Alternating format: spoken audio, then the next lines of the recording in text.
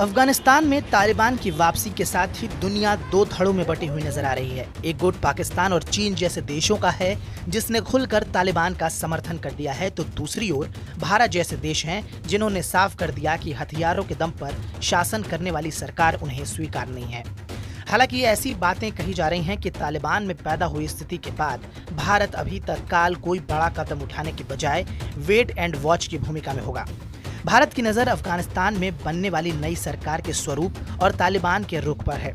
पूरी तरह परखने के बाद ही भारत तालिबानी शासन से कूटनीतिक रिश्तों पर अपनी रणनीति तय करेगा। कहा जा रहा है कि तालिबानी नेताओं के रवैये को कुछ दिन तक देखने और दुनिया के दूसरे लोकतांत्रिक देशों के फैसले के आधार पर भारत अपना स्टैंड तय करेगा। तालिबान शासन को मान्यता देने के मामले में भारत आगे नहीं रहना चाहता है। यही वजह है कि भारत पहले अमेरिका, रूस और दूसरे लोकतांत्रिक देशों के रुख को भांपेगा और उसके बाद ही किसी नतीजे पर पहुंचेगा। तालिबान को मान्यता देने को लेकर भारत कई शर्तें रख सकता है। भारत की पहली शर्त आतंकवाद को लेकर होगी। भारत को इस बात का अंदेशा है कि अगर अफगानिस्तान आतंक का केंद्र बनता है तो असर कश्मीर पर भी होगा। ऐसे में अगर तालिबान भारत को ये भरोसा दिलाता है कि वो आतंकवाद को बढ़ावा नहीं देगा, तो भारत तालिबान को मान्यता देने पर विचार कर सकता है। दूसरी शर्त है तालिबानी शासन में अफगानिस्तान के आम लोगों के साथ अच्छा बर्ताव। भारत समेत दुनिया के तमाम देशों को इस बात का डर है कि सत्ता में आने के बाद तालिबान लोगों से वैसे ही बर्बरता और ज्यादती करेगा जैसे 1996 से 2001 के तालिबानी शासन में हुआ था। भारत ने पिछले कुछ सालों में अफगानिस्तान में 22,000 करोड़ का निवेश किया है। ऐसे में भारत अपने किए हुए विकास और आधारभूत ढांचे से जुड़ी काम की सुरक्षा की गारंटी भी चाहता है।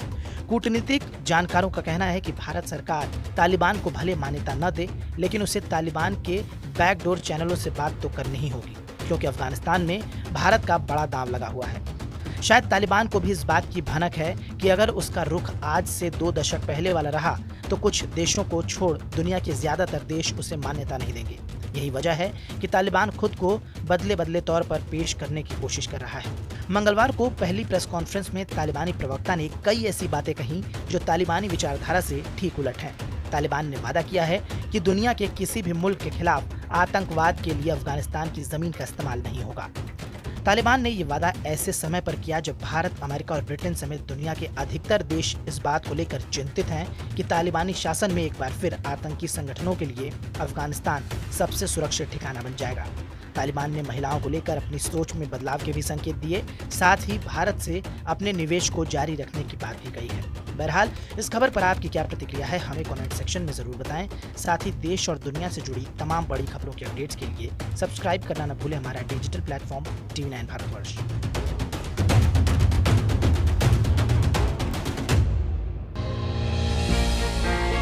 हमने की गलती फिर एक बार, कोरोना ने किया दोबारा प्रहार। मास्क, 2 गज दूरी, करें अपनी सुरक्षा खुद। कोरोना टीका हम सबको लगाना है, मिलकर साथ समझदारी से कोरोना को हराना है।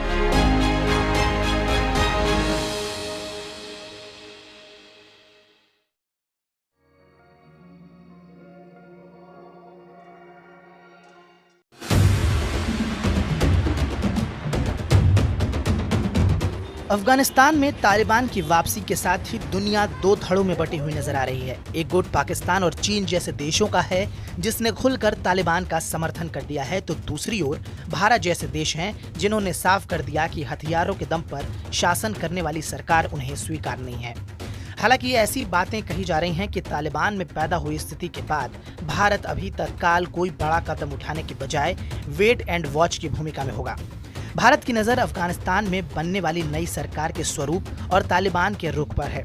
पूरी तरह परखने के बाद ही भारत तालिबानी शासन से कूटनीतिक रिश्तों पर अपनी रणनीति तय करेगा। कहा जा रहा है कि तालिबानी नेताओं के रवैये को कुछ दिन तक देखने और दुनिया के दूसरे लोकतांत्रिक देशों के फैसले के आधार पर भारत अपना स्टैंड तय करेगा। तालिबान शासन को मान्यता देने के मामले में भारत आगे नहीं रहना चाहता है। यही वजह है कि भारत पहले अमेरिका, रूस और दूसरे लोकतांत्रिक देशों के रुख को भांपेगा और उसके बाद ही किसी नतीजे पर पहुंचेगा।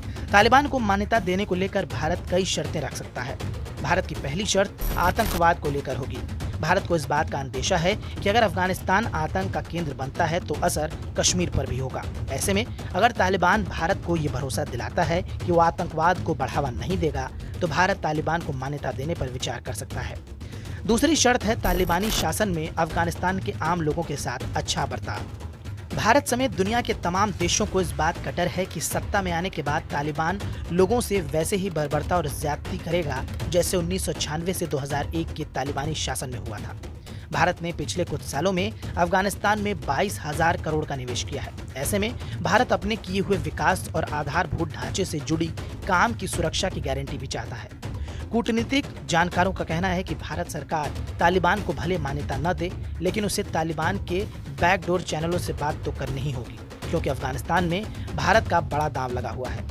शायद तालिबान को भी इस बात की भनक है कि अगर उसका रुख आज से 2 दशक पहले वाला रहा तो कुछ देशों को छोड़ दुनिया के ज्यादातर देश उसे मान्यता नहीं देंगे।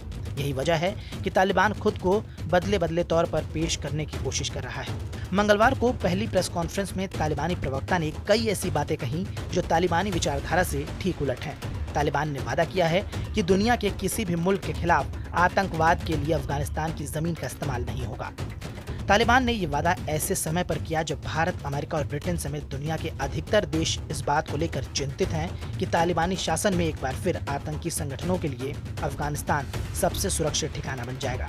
तालिबान ने महिलाओं को लेकर अपनी सोच में बदलाव के भी संकेत दिए, साथ ही भारत से अपने निवेश को जारी रखने की बात भी कही है। बहरहाल इस खबर पर आपकी क्या प्रतिक्रिया है, हमें कमेंट सेक्शन में जरूर बताएं। साथ ही देश और दुनिया से जुड़ी तमाम बड़ी खबरों के अपडेट्स के लिए सब्सक्राइब करना न भूलें हमारा digital platform TV9 Bharatvarsh.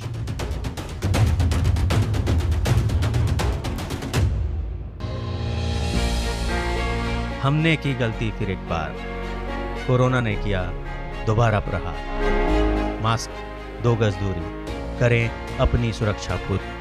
Corona टीका हम सबको लगाना है, मिलकर साथ समझदारी से कोरोना को हराना है।